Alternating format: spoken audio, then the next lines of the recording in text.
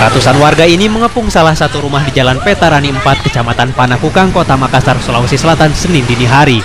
HR, remaja 15 tahun, menjadi sasaran amuk warga setelah diketahui mencuri tabung gas 3 kg di salah satu rumah warga. Petugas kepolisian dari Reserse Mobil Polda Sulselbar dan Polsekta Panakukang yang tiba di lokasi sempat kewalahan saat hendak mengamankan pelaku. Polisi terpaksa mengeluarkan tembakan peringatan ke udara berkali-kali untuk menghalau warga yang terlanjur emosi. Polisi akhirnya berhasil mengevakuasi pelaku ke mobil patroli dan langsung membawanya ke Mapolsekta Panakukang, Makassar beserta barang bukti sebuah tabung gas 3 kg yang dicuri pelaku.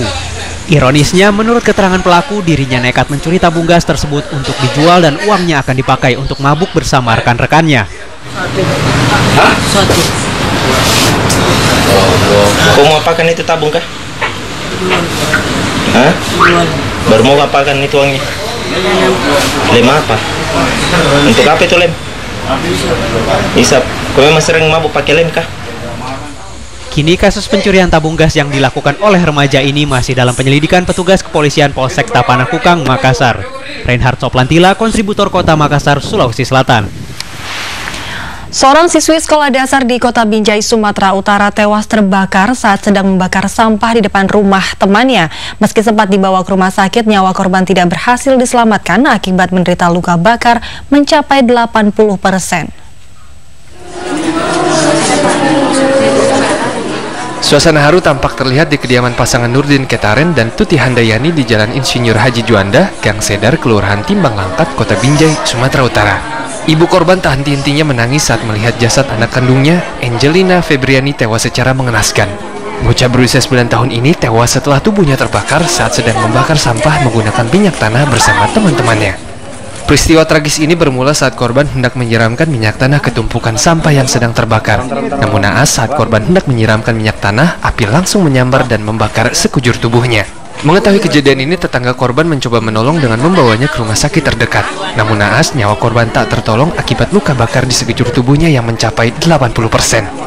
Dan nyiramkan minyak lampu itu, minyak lampu kan sekarang udah campur bensin, Bang. Itulah meletup. Yang oplosan ya? Meletup, itulah meletup, itu kena dia.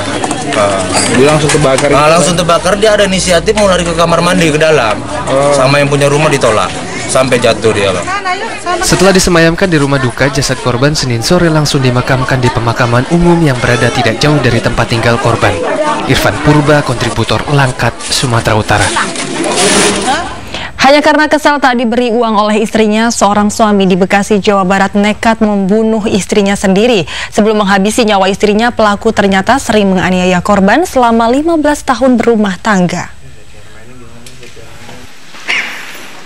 CR 50 tahun terpaksa harus mendekam di sel tahanan Polresta Kabupaten Bekasi, Jawa Barat setelah nekat menghabisi nyawa Sini, 44 tahun, yang tak lain adalah istrinya sendiri. Pelaku berhasil ditangkap petugas di rumahnya di Kampung Kranji, Desa Kertamukti, Kecamatan Cibitung, Kabupaten Bekasi pada Sabtu lalu. Dari hasil penyelidikan petugas, pelaku nekat menghabisi nyawa sang istri hanya karena korban tidak memberikan uang sebesar Rp50.000 yang akan digunakan untuk mengurus kartu keluarga. Korban meninggal kehabisan nafas setelah dijerat pelaku dengan menggunakan selendang.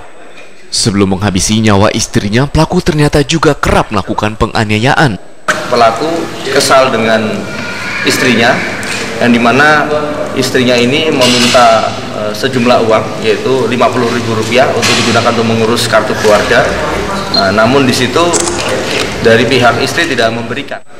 Kesalnya? Ya, kesal kenapa, Pak? Kesal kenapa? Minta uang nggak dikasih. Kenapa? Jadi, abang sering memukuli istrinya ya?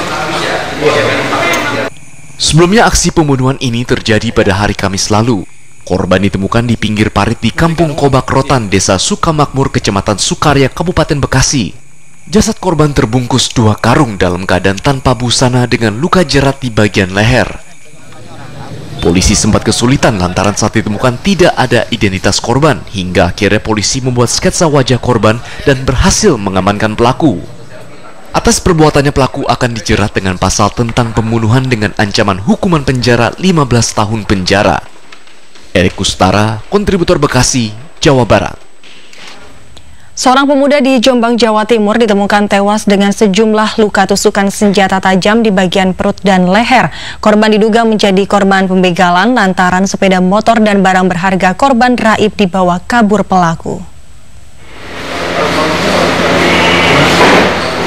Petugas kepolisian yang datang ke kamar mayat RSUD Kota Jombang langsung melakukan identifikasi terhadap jasad Afifuddin, pemuda 17 tahun yang tewas dibunuh oleh orang tidak dikenal di Desa Banjardowo.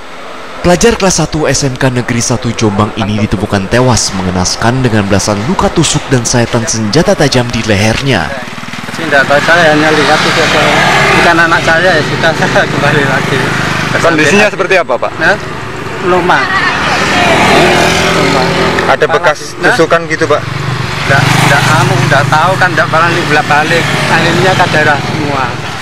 Sementara itu di lokasi kejadian polisi hanya menemukan sandal dan jaket korban, sementara motor dan barang berharga milik korban raib. Tadi untuk pemeriksaan awal, lokasi tusukan di perut ada depan itu ada 6, kemudian di belakang ada 11 tusukan. Polisi hingga kini belum bisa memastikan penyebab tewasnya korban, namun dugaan sementara korban tewas akibat begal, lantaran sepeda motor dan barang berharga milik korban raib. Kasus pembunuhan ini kini ditangani petugas Satreskrim Polres Jombang. Agung Wibowo, kontributor Jombang, Jawa Timur. Sesosok mayat bayi ditemukan di sebuah kamar mandi tempat pencucian mobil di Semarang, Jawa Tengah. Simak reportasenya kami kembali setelah jeda berikut ini.